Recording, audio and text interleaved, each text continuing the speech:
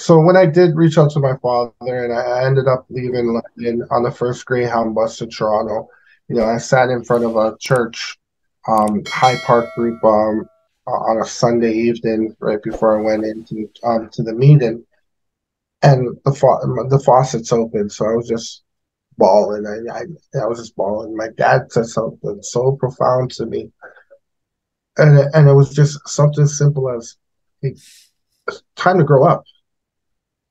38 years old, going on 39. It's time to grow up." And, all that hate and resentment towards my father, right at that moment, it disappeared, you know, and I'm going to tell you why, because you've heard me say this before, and it's so real for me. It's like, when the student is ready, the teacher will appear, right? I went through all those years of whatever I was doing out there in my active addiction or in the streets. My father was preparing himself for the moment I decided I was ready. So when the student is ready, me, the teacher will appear, my father, right? He was never there for me as a child. I'll own that. He'll tell you that it was like an eclipse, like a shooting star. It's rare that it happens, whatever the case may be, where I would see him. So when I really needed him, he was there for me. Mhm. I have right now a 23-year-old daughter who, is one of us.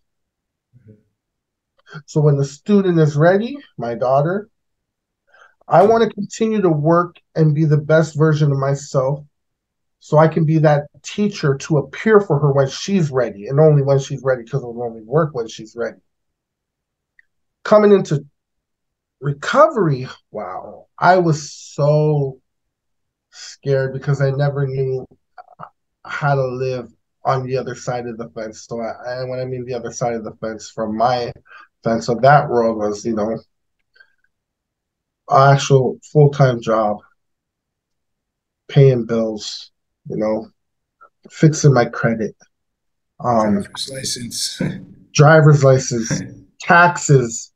Um, I owed almost $25,000 in family responsibility. So that tells you, and I'll own it today. My active addiction when I was out there, I was a deadbeat father. I let that build up until I came into treatment, and they said, okay, well, you're working now. Guess what we got to do? You got to start paying your what you owe us, right? That's scary because that's a lot to deal with. And that's why I thank God I made the decision to go to sober living, because there is no way I would have been financially, first of all, ready to live on my own and support myself in Toronto, anywhere in Toronto, because we know how expensive it is. And I just know myself knowing that if I'm not going to be able to make money to live legitimately, I always got a backup plan because I can sell, I can Yeah. hustle. That's never been a problem. It's just that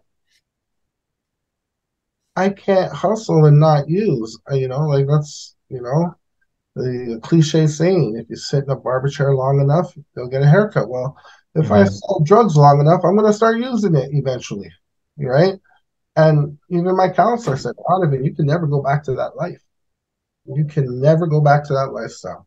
The people in that lifestyle, you pray for them and hope they get out sooner than later, but you can't even hang out with them. And I was like, okay, perfect. I didn't want to, because when I came in, I just wanted to learn how to stop using drugs so I can go back out there and sell drugs and make my money without, touching my profit or smoking my profit up. That was my thought process at the time. I'm fresh. I don't know no better. This is a new world to me. I've never gone through treatment, and when it really kicked in to say that, what, I would probably say after my 6 months of treatment, and I started saying, okay, well, let's go to school. Let's try school again. It's not like I haven't done it before. Well, now you're kind of clear-headed. You're dealing with the traumas. You're dealing with the underlying issues. You're not overwhelmed. This committee isn't running your life no more. You have a little bit of peace. You've cut out a lot of people out of your life who aren't going to drag you back into that world. You're finding a community of like-minded people who are supportive, where you can pick up the phone and call them. You have your sponsor, you have your father, have like-minded people like yourselves, Vaz and Jama. It's like, okay, why don't I give myself a chance at this world? And that's where I said, okay, I could see myself in this field as a counselor and giving back.